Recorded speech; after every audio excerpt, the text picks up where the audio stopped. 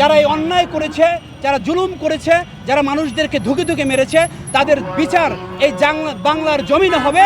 তারপরে বাংলাদেশের ভিতরে ভোটের ব্যবস্থা করা হবে।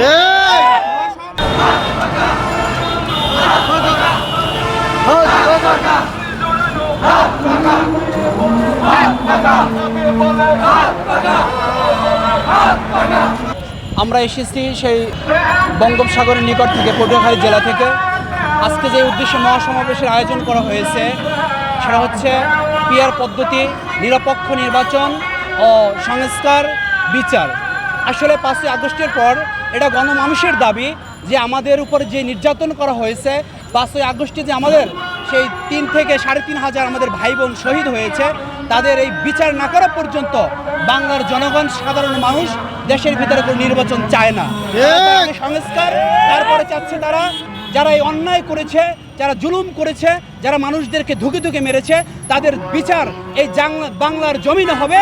তারপরে বাংলাদেশের ভিতরে ভোটের ব্যবস্থা করা হবে। আমাদের যে আশা ছিল তার চেয়ে আমরা বেশি আজকে সাড়া পাইতেছি সারা বাংলাদেশ থেকে। শুধু ইসলামী আন্দোলনের পক্ষ থেকেই না, ধর্ম বর্ণ নির্বিশেষে সমস্ত ধর্মের মানুষ এসেছে, বিভিন্ন দলের মানুষ এসেছে এখানে। এটা শুধু ইসলামী আন্দোলনের দাবি না, এটা গণমানুষের একটা দাবি। এই দাবি আদায়ের জন্য সর্বমহলের মানুষ আজকে ঢাকার রাজপথে উপস্থিত হয়েছে।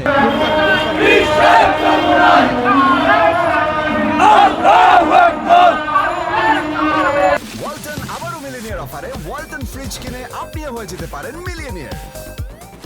তো ওখানে 3টা দাবি আছে আর কি: প্রয়োজনীয় রাষ্ট্র সংস্কার, গণহত্যার বিচার এবং সংখ্যানুপাতিক পিআর পদ্ধতিতে নিরপেক্ষ নির্বাচনের দাবি আর কি। আমি বরিশাল থেকে আসছি। যে পরিস্থিতি দেখতেছি, আমরা আশাবাদী ইনশাআল্লাহ আমাদের দাবি পূরণ হবে এবং একটা সুফল বয়ে আনবে এটা। গণহত্যার বিচার, সংখ্যানুপাতিক পিআর পদ্ধতিতে নির্বাচন, আমাদের প্রয়োজনীয় রাষ্ট্র সংস্কার এবং ইসলাম বিরোধী সকল ষড়যন্ত্রের প্রতিবাদের দাবিতে আজকের এই সমাবেশ। আমরা আসছি যেন আমাদের এই সমাবেশ আজকে সফল হয়।